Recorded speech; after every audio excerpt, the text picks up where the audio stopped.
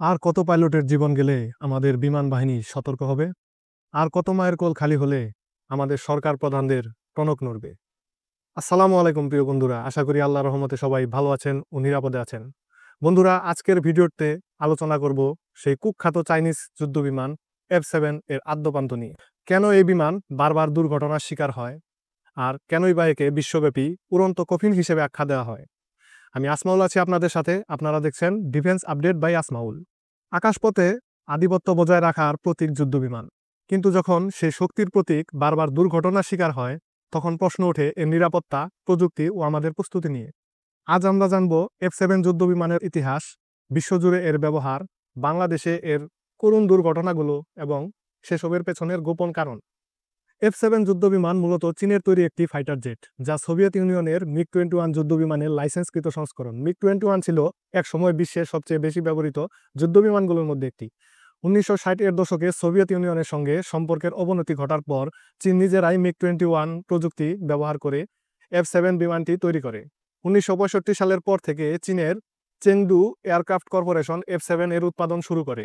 ধীরে ধীরে এর বিভিন্ন মডেল তৈরি হয়, যেমন F7M, F7P, F7PG, F7NI ইত্যাদি ভার্সন। বিশ্বজুড়ে প্রায় 15টিরও বেশি দেশ F7 ব্যবহার করছে। এর মধ্যে উল্লেখযোগ্য দেশগুলো হলো বাংলাদেশ, নাইজেরিয়া, মিয়ানমার, মিশর, Zimbabwe, Iran, Sudan, Sri Lanka, Uganda, Pakistan সহ আরও কিছু দেশ রাশিয়ার MiG-21 এর পরিবর্তে F7 এর উন্নত সংস্করণ ব্যবহার করে এসেছে। বাংলাদেশ বিমান বাহিনী প্রথম F7 এর স্কোয়াড্রন তৈরি করে 1989 সালে। তখন F7MB ভার্সনটি যুক্ত করা হয়। এই যুদ্ধ বিমানগুলো মূলত MiG-21 এর পরিবর্তে আকাশ প্রতিরক্ষা ও ট্রেনিং রোলের জন্য ব্যবহার করা হতো। পরবর্তীতে আরও উন্নত সংস্করণ F7BG 2006 এবং F7BGI 2012 সংস্করণটি বাংলাদেশের বিমান বাহিনীতে যুক্ত হয়। F7 এর বৈশিষ্ট্য হলো এর গতি ম্যাক 2 পর্যন্ত, এটি প্রায় 17,000 মিটার সর্বোচ্চ উচ্চতায় উঠতে পারে। বিমানটি 30 মিলিমিটার কামান, PL5 এবং PL9 air two air missile দিয়ে সজ্জিত, এবং এর রাডার হিসেবে রয়েছে KLJ-6E ফায়ার কন্ট্রোল রাডার, যা শুধুমাত্র BGI ভার্সনে ব্যবহার করা হয়েছে।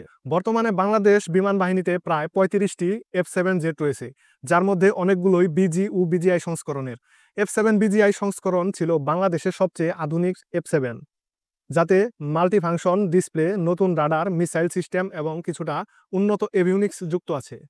বন্ধুরা, চীন নিজেই কিন্তু বহু বছর F7 ও J7 বিমানগুলো ব্যবহার করছে।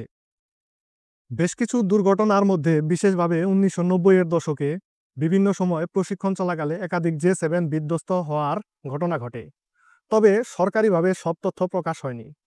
1 জুলাই 2015 সালে একটি নাইজেরিয়ান এয়ারফোর্সের F7NI বিমান কাদুনা অঞ্চলে ক্র্যাশ করে, তবে পাইলট নিরাপদে বের হয়ে যান, এবং 10 ফেব্রুয়ারি 2021 সালে আরেকটি F7NI প্রশিক্ষণ চলাকালে বিধ্বস্ত হয়। প্রাথমিকভাবে টেকনিক্যাল ফল্টকেই দায়ী করা হয়। 20 মে 2021 সালে পাকিস্তানের একটি F7PG বিমান প্রশিক্ষণ চলাকালে বিধ্বস্ত হয় এবং পাইলট নিহত হন। আবার 5 আগস্ট 2019 সালে পাক বিমান বাহিনীর আরও একটি F7PG মডেলের বিমান রুটিন ফ্লাইট চলাকালে রহিম ইয়ার খান এলাকায় বিধ্বস্ত হয় এবং pilot squadron leader Hasan Siddiqui শহীদ হন। এছাড়া ইরান, মিয়ানমার, শ্রীলঙ্কা, নামিবিয়া প্রভৃতি দেশেও F7 ব্যবহৃত হয়েছে। এসব দেশেও সীমিত সংখ্যক দুর্ঘটনার তথ্য পাওয়া গেছে, তবে সবগুলোর বিস্তারিত তথ্য জনসম্মুখে আসেনি। বন্ধুরা, বাংলাদেশের প্রেক্ষাপটে দেখা যায় 28 ডিসেম্বর 2005 সালে একটি F7MB বিমান রাজশাহীর শিরোইল এলাকায় প্রশিক্ষণ চলাকালে বিধ্বস্ত হয় এবং 2 পাইলটই প্যারাশুট ব্যবহার করে প্রাণে বেঁচে যান। 8 এপ্রিল 2008 সালে প্রশিক্ষণ চলাকালীন সময়ে চীনের তৈরি চেংদু F7 যুদ্ধবিমান বিধ্বস্ত হয়। দুর্ঘটনার সময় বিমান থেকে প্যারাশুট ব্যবহার করে স্কোয়াড্রন লিডার মোরশেদ হাসান বের হওয়ার চেষ্টা করেন, কিন্তু তিনি একটি টিন রুফের উপর অবতরণ করেন এবং গুরুতর আহত হন। তাকে দ্রুত কম্বাইন্ড মিলিটারি হসপিটাল ঢাকা CMH-এ নিয়ে যাওয়া হয়, কিন্তু হাসপাতালে ভর্তি অবস্থায় তিনি মৃত্যুবরণ করেন। 19 জুন 2015 সালে বঙ্গোপসাগরে F7MB বিধ্বস্ত হয়। ফ্লাইট লেফটেন্যান্ট রুম্মান তাহমিদ চৌধুরী ছিলেন বিমানের একমাত্র পাইলট। উদ্ধার অভিযান চালিয়ে বিস্তৃত অনুসন্ধানের পরও তাকে খুঁজে পাওয়া যায়নি। ডিসেম্বর 2017 সালে যশোরে একটি F7 এর ইঞ্জিনে সমস্যা হয়, তবে পাইলট প্যারাশুটে নিরাপদে অবতরণ করেন। 23 ডিসেম্বর 2018 সালে একটি F7BG বিমান টাঙ্গাইলের মধুপুর উপজেলায় প্রশিক্ষণ মিশনের সময় বিধ্বস্ত হয় এবং pilot wing commander Arif Ahmed Dipu ঘটনাস্থলে মৃত্যুবরণ করেন। মার্চ 2022 সালে আরেকটি F7 বিজিআই প্রশিক্ষণের সময় ক্র্যাশ করে, সেখানে পাইলট মৃত্যুবরণ করেন। 9 মে 2024 সালে সদ্য ঘটে যাওয়া দুর্ঘটনায় দেখা যায় বিমান বাহিনীর একটি F7 বিমান মিলিটারি ট্রেনিং মিশনে অংশ নেবার সময় ক্র্যাশ করে এবং pilot squadron leader Ishrat Tahmina শহীদ হন। এবং সম্প্রতি গত 21 জুলাই ঢাকার উত্তরার মাইলস্টোন কলেজে F7 বিজিআই মডেলের বিমানটি বিধ্বস্ত হয়, যা আপনাদের সকলেরই জানা।